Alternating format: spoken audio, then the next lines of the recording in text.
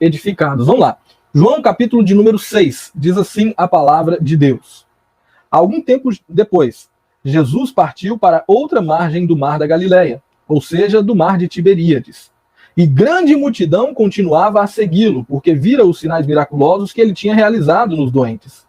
Então, Jesus subiu ao monte e sentou-se com os seus discípulos.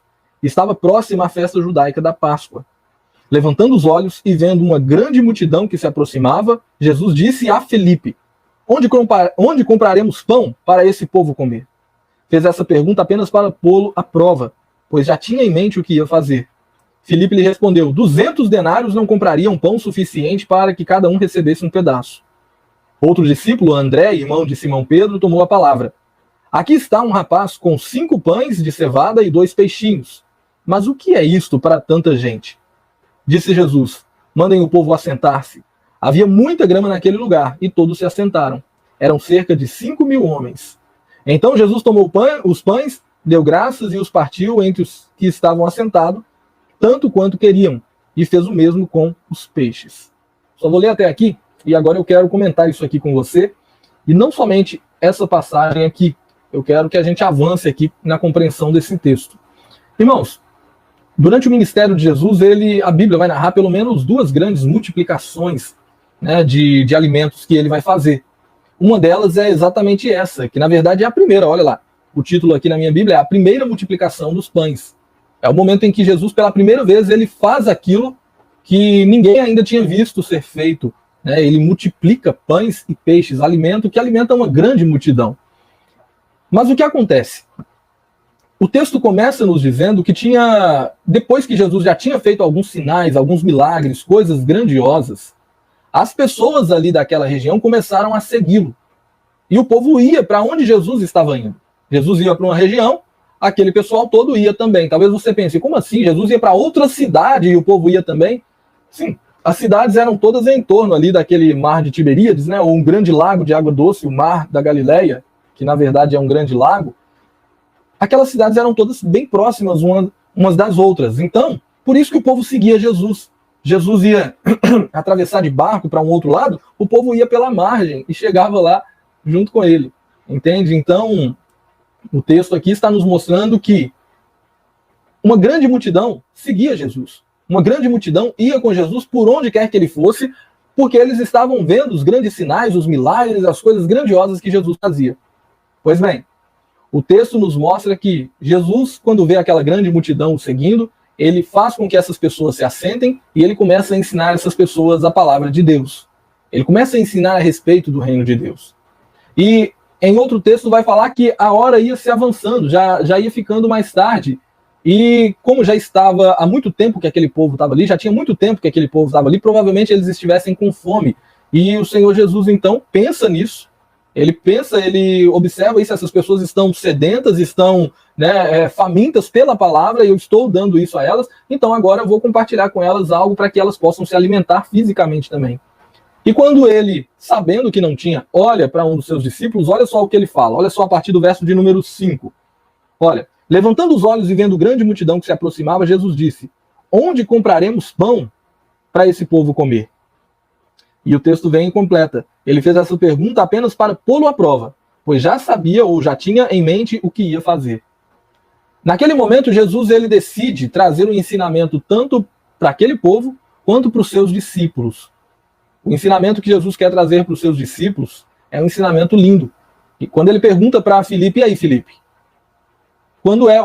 Na verdade, ele pergunta, onde é que a gente vai comprar alimento para todo esse povo?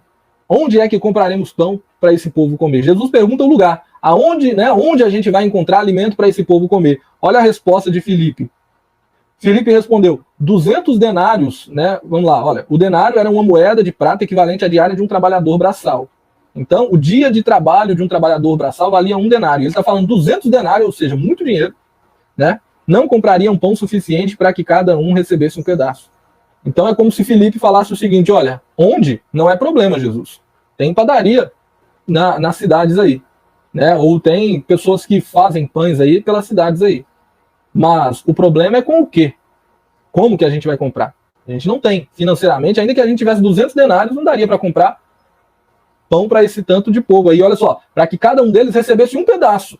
Então não está nem falando de comprar 200 denários de pães e todo mundo encher a barriga, não. Se tivéssemos 200 denários e comprássemos tudo de pão, ainda assim não daria para que cada um deles recebesse um pedacinho.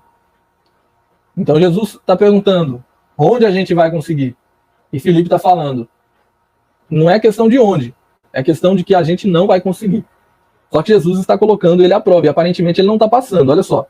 Outro discípulo, André, irmão de Simão Pedro, tomou a palavra.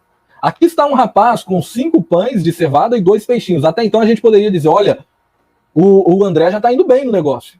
Porque o André está falando, olha, ô Jesus, mas aqui tem um rapaz, ele tem 5 pães de cevada, ou seja, pães pequenininhos, e 2 peixinhos, tá no diminutivo, tudo no diminutivo. O menino era pequeno, provavelmente, um rapazinho, com 5 pãezinhos e 2 peixinhos, era tudo inho. E aí, quando a gente acha que ele está indo bem, olha, o André está trazendo isso aqui para Jesus, o que ele fala? Mas o que é isso para tanta gente? Demonstra, de certa forma, também uma falta de fé do que Jesus poderia fazer.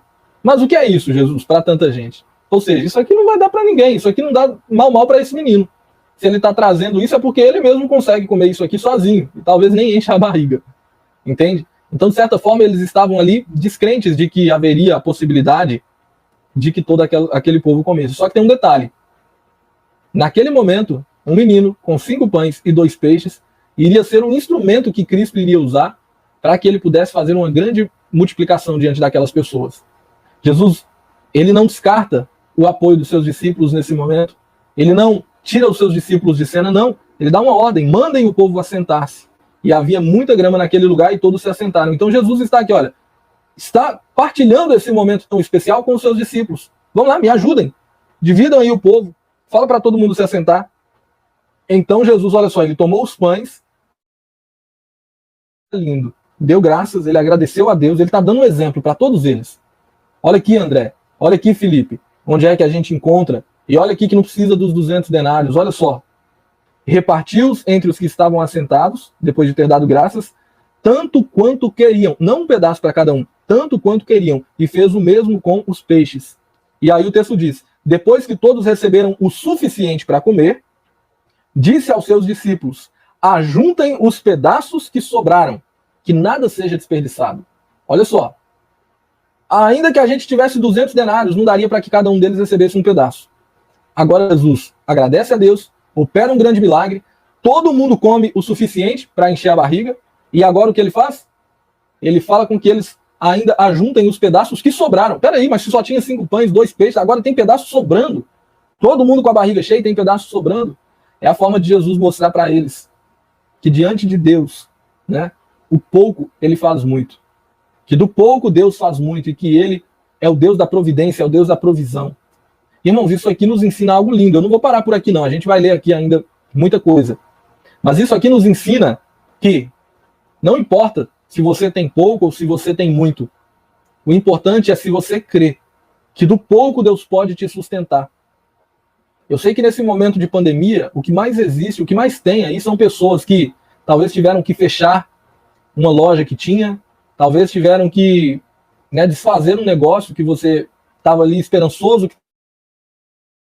Em 2019 planejou, juntou dinheiro nos anos anteriores e conseguiu ali abrir o seu negócio, e em 2020 você esperava que fosse o ano de recuperar todo o seu investimento, e aí veio a pandemia, os comércios fechando, e talvez você perdeu o que tinha, e talvez você perdeu o trabalho, talvez você está numa situação que seja difícil, mas se ainda resta um pouquinho de fé, creia que Cristo ele pode fazer muito na sua vida.